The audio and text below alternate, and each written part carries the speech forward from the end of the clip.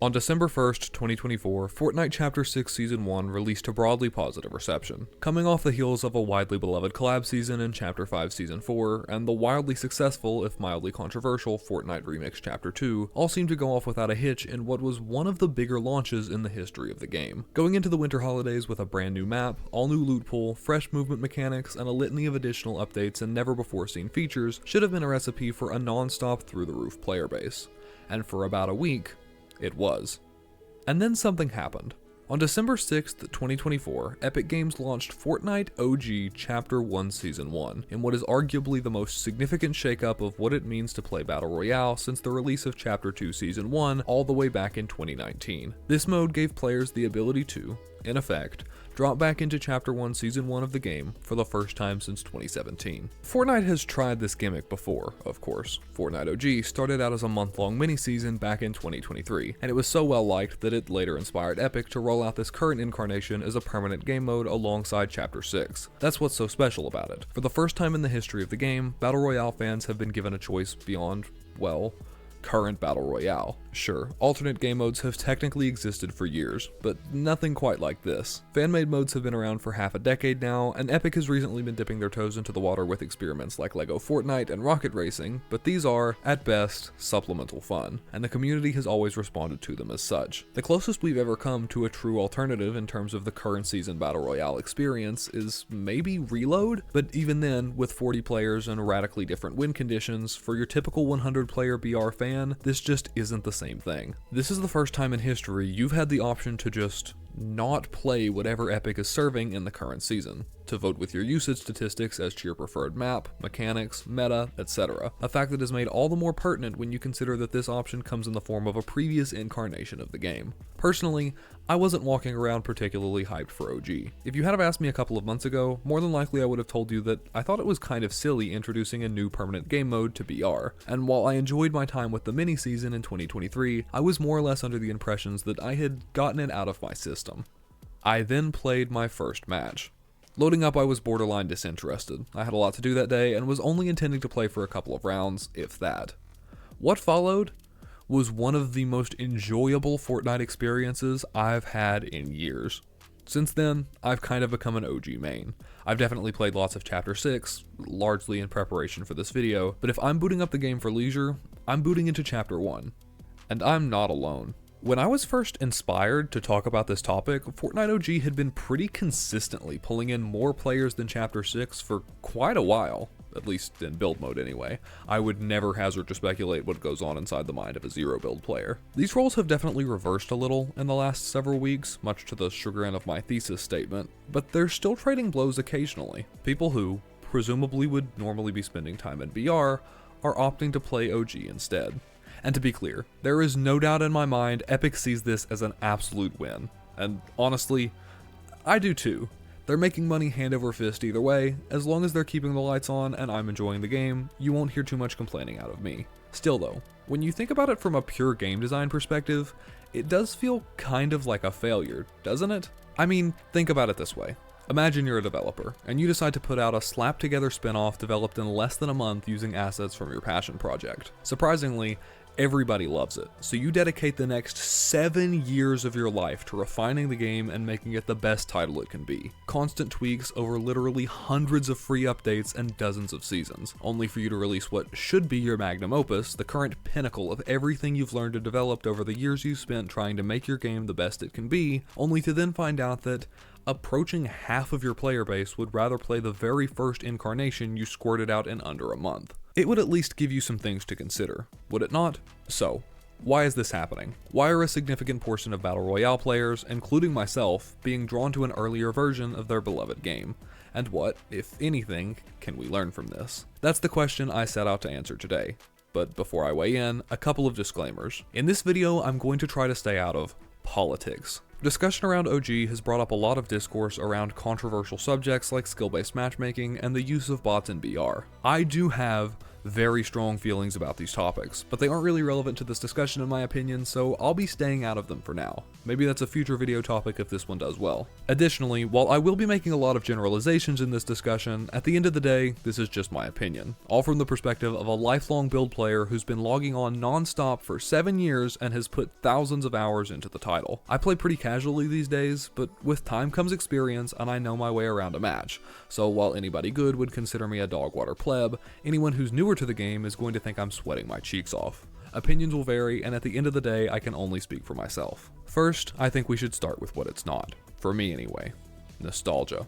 It's no secret that I used to have a lot of big feelings surrounding Chapter 1 and its map. I was very reluctant about the chapter system for a long time, and I frequently lamented the desire to return to Athena. That was half a decade ago now, going on, and in the many years since, I've come around to the idea that Fortnite needs to change, grow, and evolve to stay relevant and enjoyable. Realistically, my current nostalgia cycle falls closer to Chapter 3, and while I will always hold Athena near and dear to my heart, a lot of what I love about that era of the game is much more procedural. I love how they handled the map. I love the way they developed it and used it to tell a story over time, much more than I'm attached to the literal hills and buildings. Additionally, I don't think it has anything to do with some kind of dislike for the current direction of the game. I obviously have a lot of problems with how almost everything has been handled post Chapter 3 Season 3, but OG doesn't address any of them. Just the opposite actually. It's by definition a stagnant game mode, but we'll talk about that more later on. No, what really roped me in from my literal first match in the old season is how good everything felt while playing. From that initial kill using a pump tack combo to the winning shot after getting a cheeky crack, everything just felt right in a way that was really hard to quantify. Upon further reflection, I think I figured out what I was picking up on. There are no good weapons in Chapter 6. Seriously, think about it. Name a gun in Chapter 6 that is more enjoyable or effective to use as compared to its OG counterpart. We can even go by class. We'll start with shotguns. Shotguns are arguably the most important component of any meta. I think the majority of people would agree they're the most enjoyable and satisfying weapon to use in most contexts, and in one-on-one conflict, Battle Royale's bread and butter, they're going to be responsible for the lion's share of damage. OG understands this, and as such, gives you a choice between two rock-solid shotguns. On the one hand, you have the pump, arguably the most well-crafted and iconic to use item in all of Fortnite history. This is what you think of when you imagine a shotgun, able to end matches in a single well-placed shot, but you have to set yourself up for it. The spread is tight, and damage drops off dramatically with either distance or poorer accuracy. Alternatively, you could carry the TAC, the perfect companion shotgun. It can't one pump, and it doesn't do as much damage, but it still feels like a shotgun. Its wider spread, larger clip size, and faster firing rate appeals to a certain playstyle, with the trade-off that it's easier to hit something, but you're less likely to hit everything. These two shotguns complement each other well and offer something for everybody. Plus, since double shotgunning is allowed in OG, if you don't feel like doubling down on one or carrying an SMG, you can just carry both, which can actually be desirable. Compare that to the pea shooters of Chapter 6. We'll ignore the auto shotty since that's most useful in zero build and jump straight to what's likely to be your daily carry, the Sentinel Pump Shotgun. Likening this thing to a pump is frankly insulting. It handles and outputs damage more like attack, whilst holding fewer shells and having a fire rate only a hair faster. Don't take my word for it though, let's compare like for like, because with a direct headshot, a blue Sentinel Pump Shotgun has a lower maximum damage output than a blue TAC. Surely you have other options though, right? And of course you do. There's always the Oni shotgun. Oni naturally being short for the gold variant. Oni has a max damage output of 145, lower than the gray TAC. I don't really know who this gun's for. I guess it's intended for slightly longer range combat, which is fine, but the combat shotgun already exists and does that way better, because it doesn't, for example, take half an hour to reload and only hold 2 shells. I actually like the way this one handles slightly better, but it's a tickle gun. Try to use this thing in a fight and you're getting in 2 shots, dealing 37 cumulative damage, and then you're left with your pants around your ankles while the other guy pulls out a kinetic blade. Epic is terrified of giving current season players an effective weapon. I was actually shocked to learn that there is in fact exactly one shotgun this season that can deal 200 damage with a headshot, the Mythic Sentinel. They view this gun as being so powerful that one isn't even guaranteed in every match. It's given out to a max of 1 player for defeating a boss NPC. And yet, this mythic tier weapon, capable of the mighty one-hit kill, the most deadly shotgun in all of Chapter 6, has a lower maximum damage output than a Grey Pump shotgun, OG's most common floor loot. Now, to be clear, these pathetic numbers are the result of a hard-coded max damage cap, and max damage output isn't everything. A Sentinel Pump, for example, will deal more damage than an equivalent tack with a body shot, but this is arguably worse because it lowers the skill ceiling. Sure, Chapter 1 shotguns are capable of truly insane damage, but you have to earn it with an equivalently skillful shot. Since Chapter 6 guns are damage capped though, that means a player who hits a dead bullseye with 100% accuracy, and a player who whiffs their shot managing to connect only a few shells, might deal the exact same amount of damage, which just isn't fair, but more importantly, doesn't feel right. You don't have to be able to articulate the concept of a damage cap to sense that headshots don't feel as satisfying as they used to, and this isn't just a problem with shotguns. Surprisingly, I actually don't take much issue with the SMGs this season, to be fair, and I actually like the suppressed pistol a lot, but I also like the SMGs in OG, where I don't even bother carrying them because I have the option of 2 shotguns. Going longer range though, we'll see that, in my opinion, OG also solos when it comes to ARs. In Chapter 6, the Hollow Twister AR is undoubtedly the king, and for what it's worth, it's actually a very effective weapon. So effective in fact, that it's boring to use. It's just a straight shot with a red dot scope, arguably the least interesting incarnation of this concept I've seen so far. You get in a couple of blicks, and then they build up, rush you, or run away. ARs in OG aren't perfect, but they get the job done, and unlike anything in Chapter 6, they scale nicely with rarity.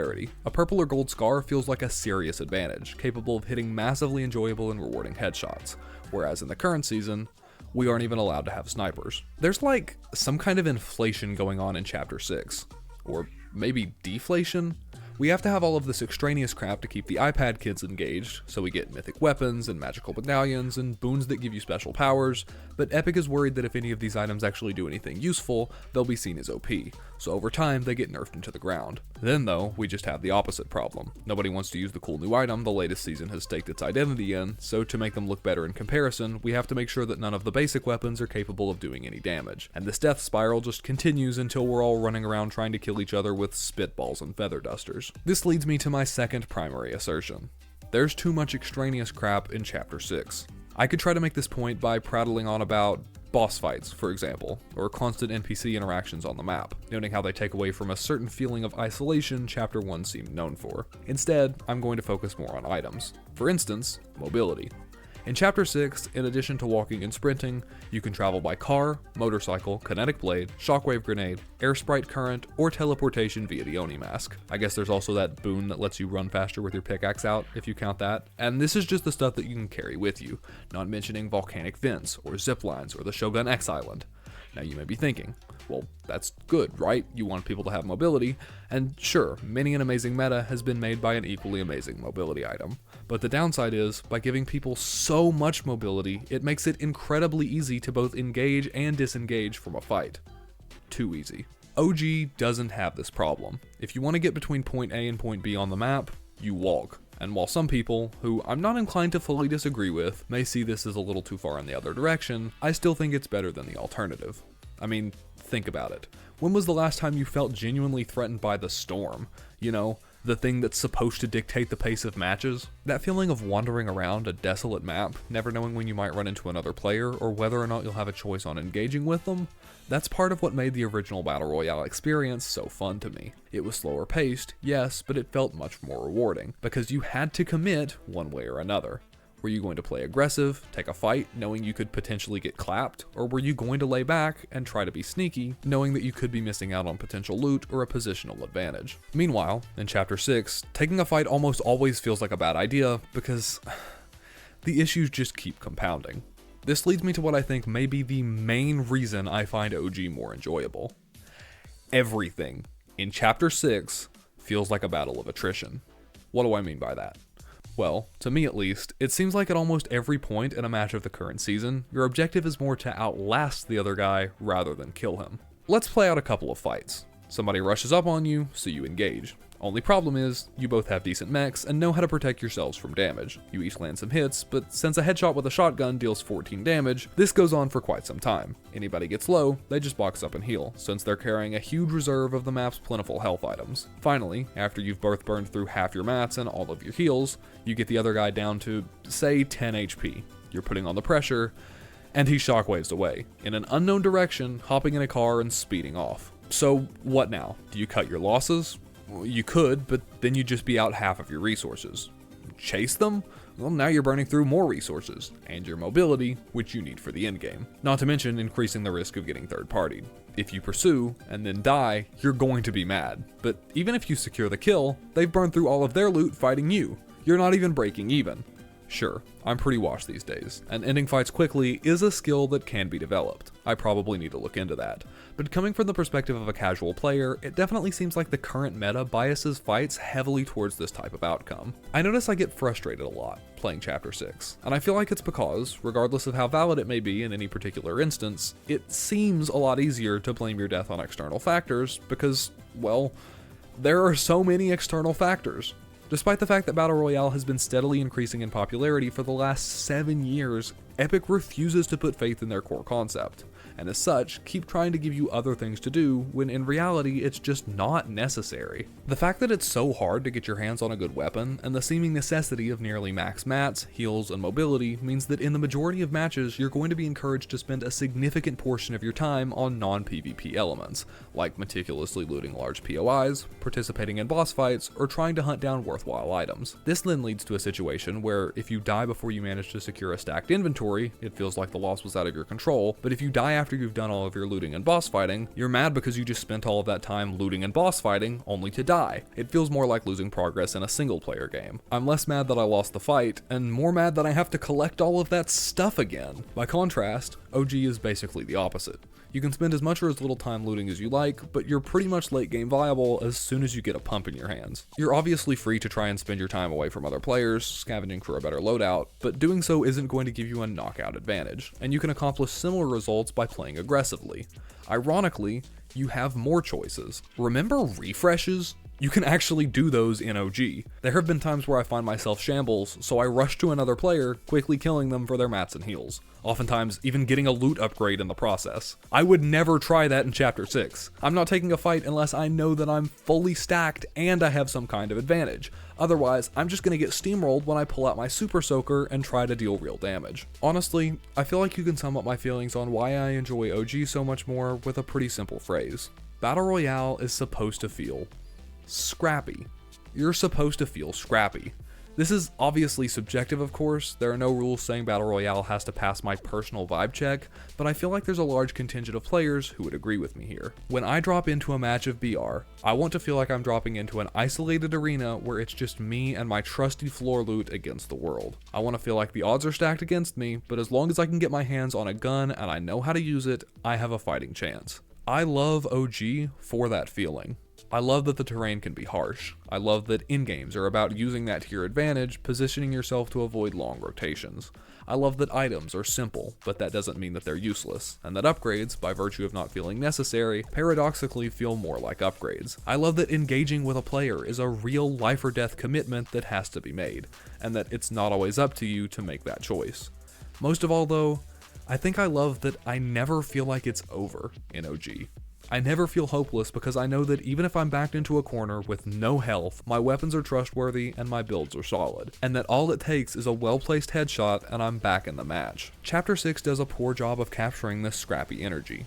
Guns feel unreliable, and the game seems to heavily encourage you to participate in non-PvP mechanics to have a chance at accessing anything worth using. Map traversal can be done in a million different ways, all of which are quick and readily available. Endgames are all teleportation-fest battles of attrition, where very little fighting or strategizing occurs, and the winner is determined by who started with the most ender pearls and medkits. Fighting other players feels unrewarding, and upgrades, instead of feeling like upgrades, just make you feel slightly less likely that it'll be your own gun that kills you. Most of all though, finding yourself in a bad situation feels so much less survivable through skill alone. If you're low on mats or heals or god forbid mobility, you better hope that there's still enough time left for you to go off on your own and do some looting, because if not, you're basically screwed. Chapter 6 doesn't seem to reward skill with the same level of confidence that OG does, and that's why I think that OG can feel so much better to play.